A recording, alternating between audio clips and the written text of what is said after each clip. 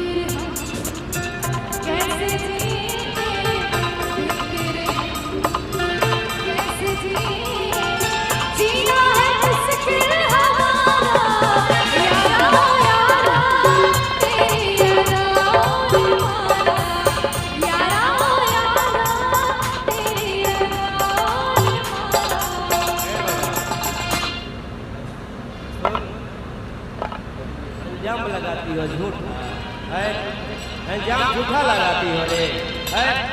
दम नहीं था मोहब्बत करने की तो हाथों से बढ़ाई। दम नहीं था अगर मोहब्बत बढ़ाने की क्यों बिगाड़ी। और आज दुनिया में बता रही हो दुनिया को। बैठ जाओ, चंदन जी आइए, आइए बाबा।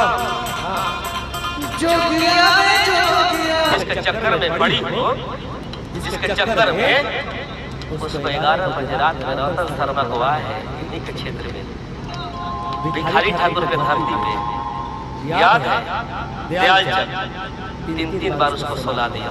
जिसके चक्कर में पड़ी हो कि मैं छलिया हूँ, मैं हमारा प्यार के बदला